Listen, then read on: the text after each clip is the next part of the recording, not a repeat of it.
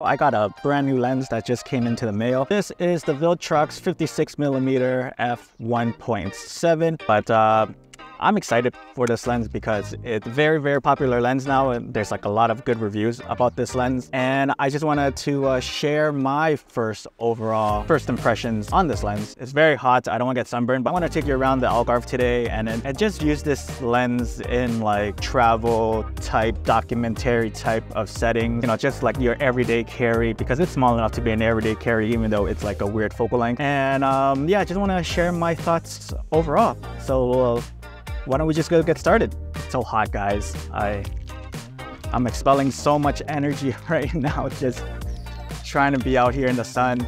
It's freaking ridiculous. I need sustenance, guys. I can't go on any longer with all the things I do for YouTube. So sunny outside. I actually bought this hat. I'm in my uncle era. You guys can call me Unc. I don't like it, but I've been defeated by the sun before, so I don't want to take any more chances. No more looking cool, guys. It's about looking ridiculous and being safe. I'm in my uncle era. Immediately right off the bat, I noticed that this lens is like freaking tiny for the Fujifilm X mount. Thing is incredibly small, guys. I really dig the size. It's a plasticky feel, but that's okay given the price. It's also an f1.7 lens, so very good for low light situations. It's a very fast aperture lens. You're gonna get all of that toning and that beautiful bokeh that you want, and it's budget friendly. I'm really loving the budget friendly options that Viltrox and all these third-party lenses are providing for the Fujifilm X mount. They're actually filling out the budget friendly alternatives. They're filling out the budget friendly lines, and it's been great so far. For the X mount, you get like a lot of options to play with. This thing is like what, like 170, 200 bucks for a portrait lens at f1.7. Even that alone, I see a lot of value in, and I haven't even tried this lens yet.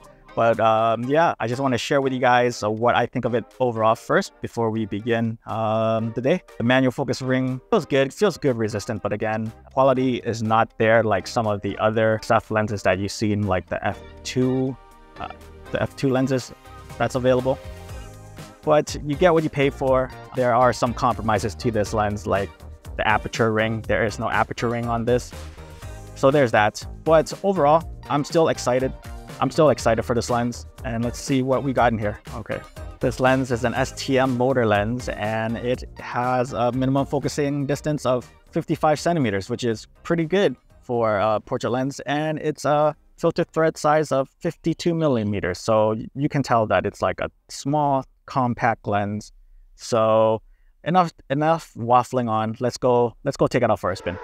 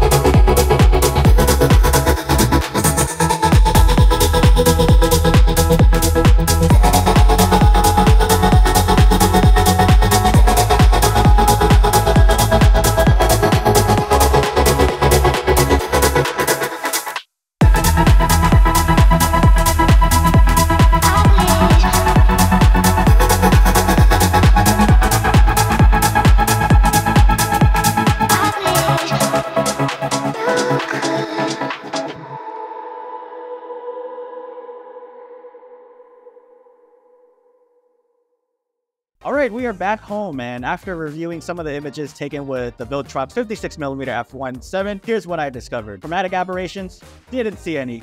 Tried looking for it, couldn't find any. However, this lens is bad with flares, so be mindful of shooting this thing right towards the sun. You may not like what you see. The lens at f1.7 is decently sharp, but it is not as sharp as the Viltrox 75mm and the 27mm f1.2 at f1.2. But it is to be expected given the price of this lens. At minimum focusing distance, it is not as sharp as I would like, but at around $139 US, I can't complain. These are things that I'm willing to work with because of its price point. Now, you see the images that I took, and after I was done editing and shooting with this lens, I was just thinking, why the hell did I buy the Fujifilm XT5 56mm F1.2 WR? That's for a different story. Overall, I am liking the image rendering that is coming out from this lens right here. This is a very great lens. The bokeh is not bad. The images that I get are sharp on the XT5, and I can't believe this lens is this good for this price. And I'm going to take this lens out for a portrait session, hopefully soon. And I'm struggling to find people to shoot with right now because it is the summertime. But once I do, I'll take you guys along and see how this lens does in a portrait environment setting. So subscribe for when that video comes out, and special thanks goes out to Viltrox for sending me a copy to make this video. So if you're interested in this lens, I'll leave the links down in the description below. And thanks so much.